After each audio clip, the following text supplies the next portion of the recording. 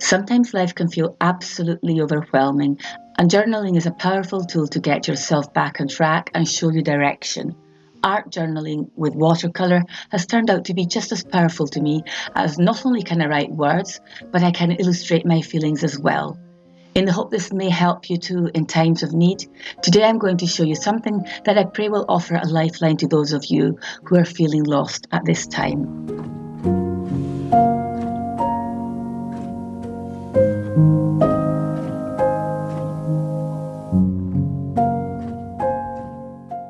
Welcome to Drawings in a Drawer. This is Fiona Di Pinto, and on here we discuss everything watercolour and art related, touching on emotional well-being too.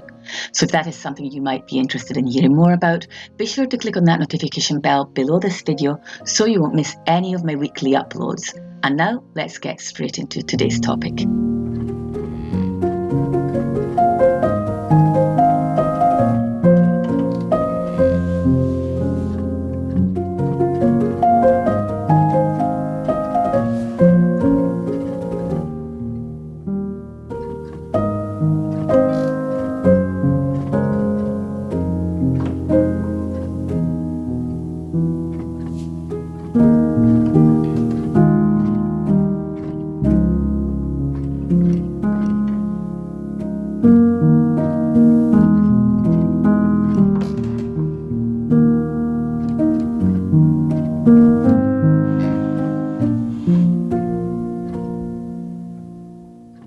So many of us right now seem to be feeling dysregulated, uncertain, lost.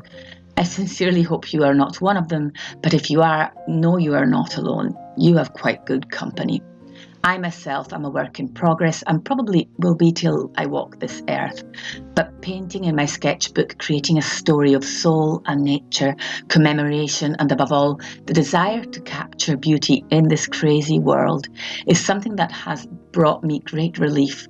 Because no matter what, there are still these sketchbooks I can come back to get away from everything and to immerse myself in a world of art.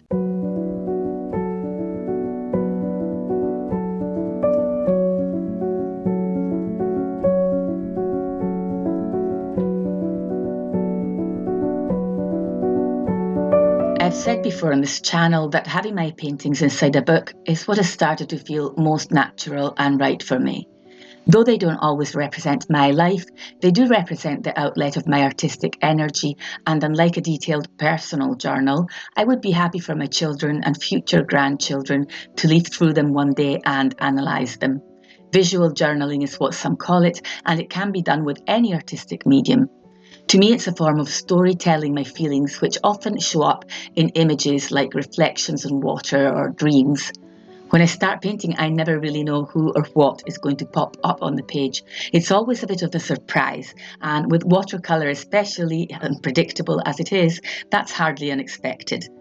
Before I start, I always make sure I set the right mood and atmosphere. I light a candle, I hold something like these heavy, smooth marble eggs in my hands and place them on my desk. I surround myself with things that I love. This helps me to feel more grounded, and it turns into a sort of ritual before I start painting and journaling in my sketchbooks. Sometimes words appear, sometimes it's only initials, very often it's no writing. This might sound like it makes no sense. How can you journal without words, and how can that be helpful? This non-verbal approach, or semi-verbal, with words and thoughts that are obscured or hidden within the painting and under the layers of paint, helps you to externalize your feelings in a way that can be easier when feelings are too difficult to understand, let alone speak aloud or write about.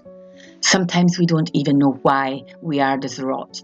I have sometimes had tears streaming down my face while painting, and to this date, this has been one of the paintings into which I literally poured everything I was holding inside. There is nothing to explain and nothing to understand at times. I visualize it as a river flowing freely, like a portal has opened in my heart, and this imaginary river is flowing down my arm, into my hand, through my finger, into the paintbrush, and finally onto paper, where suddenly I can see. And whatever was stuck inside me and gave me that weight in the gut feeling is no longer there.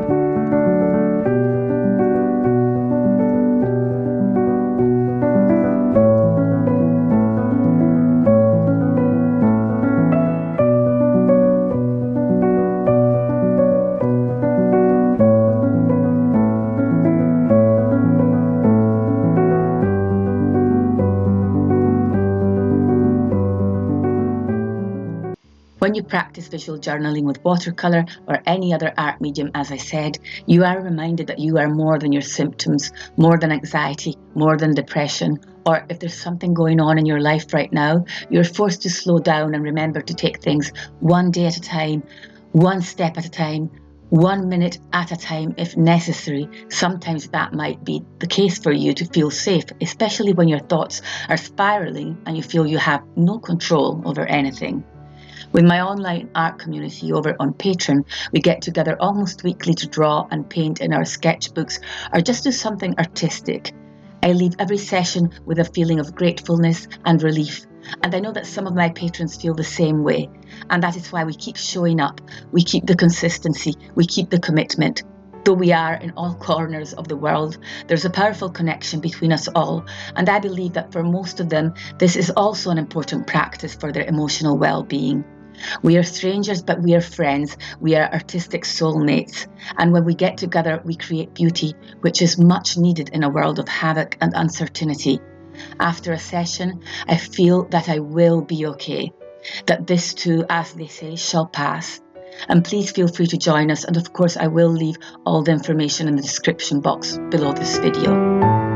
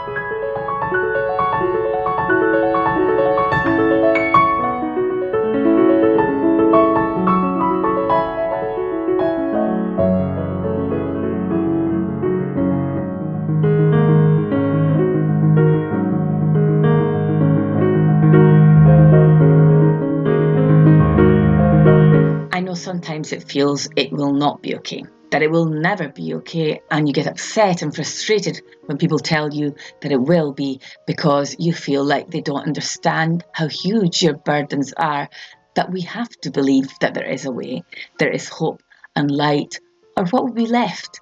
So please share in the comments how you learned to soothe the pain, calm the inner voice, and even accept enormous challenges that felt like they were cracking your soul like a hammer blow to thin ice. I do hear you, and I do understand. I have been there too, unfortunately, more than once, and felt like I was lying at the bottom of a dark well. But I'm here now, and I just wanted to say that you're not alone. Remember what I said earlier? 1 day at a time, one step at a time, 1 minute at a time. As we say in Italy, piano piano, which means slowly, slowly. It's something that parents say to children when they're learning to walk. So I'm saying that to you today, as my father once said to me, piano, piano, slowly, slowly. You will and you can be okay. Thank you everyone for being here today. I appreciate it so much. I will see you all next Sunday. Bye for now.